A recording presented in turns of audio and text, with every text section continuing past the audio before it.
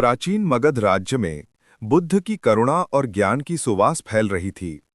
राजगृह में रहने वाला राजा बिंबिसार समाज के कल्याण के लिए चिंतित रहता था और वो अक्सर बुद्ध से मिलने की इच्छा रखता था।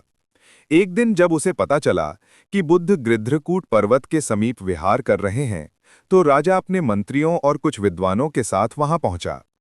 राजा के साथ एक प्रसिद्ध राजवैद्य और शास्त्रार्थ में दक्ष ब्राह्मण भी था, जो बुद्ध के उपदेशों की परीक्षा लेना चाहता था।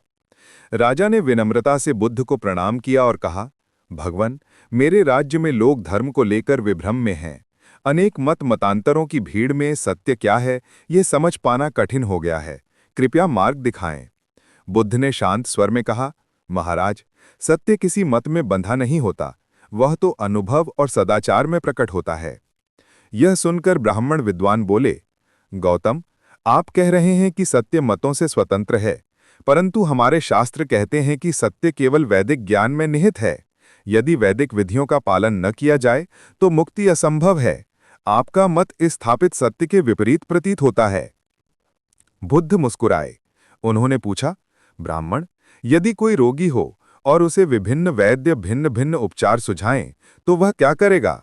विद्वान ने उत्तर दिया, वह वही उपचार अपनाएगा जिससे उसका रोग दूर हो।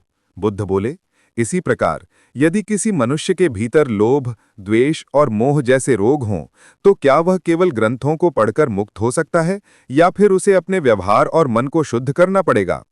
ब्राह्मण कुछ क्षण मौन रहा। राजा भी चिंतन में डूब गया। बुद्ध आगे कहने लगे, मनुष्य का उद्धार आचरण से होता है, वंश या जन्म से नहीं। जैसे कोई स्वर्णकार धातु को तपाकर शुद्ध करता है, वैसे ही मनुष्य को भी अपने जीवन में सत्यता, अहिंसा और करुणा का ताप अनुभव करना पड़ता है। यही मार्ग है, चाहे वह किसी भी कुल में जन्मा हो। ब्राह्मण में दूसरा प्रश्न किया, परंतु गौतम, यदि हर व्यक्ति अपना मार्ग स्वयं खोजेगा तो समाज में व्यवस्था कैसे बनी रहेगी? बुद्ध ने कहा, व्यवस्था भय से नहीं, समझ से टिकती है। जिस समाज में लोग लोभ और हिंसा से मुक्त होंगे, वह स्वयं सुव्यवस्थित हो जाएगा। जैसे 1000 दीपकों में एक दीपक जलाने से प्रकाश बढ़ता है, वैसे ही एक सदाचारी मनुष्य भी समाज में शांति का कारण बनता है। राजा बिंबिसार बुद्ध के उत्तर से अत्यंत प्रभावित हुए। उन्होंने कहा, भगवान, आपने मुझे यह समझाया कि धर्म की जड़ बाहरी आडंबर में नहीं, बल्कि मन के परिवर्तन में है। मैं आपके उपदेशों को अपने राज्य में फैलाऊंगा। ब्राह्मण विद्वान भी नम्र होकर बोले, गौतम, आज आपने मुझे दिखाया कि शास्त्रार्थ केवल तर्क का विषय नहीं, बल्कि सत्य का अनुभव है।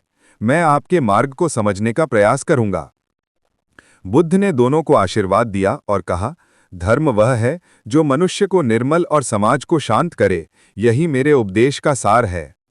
इस प्रकार बुद्ध और राजा के बीच हुआ यह शास्त्रार्थ न केवल तत्कालीन समाज को दिशा देने वाला बना, बल्कि आज भी सत्य, करुणा और विवेक का संदेश देता है।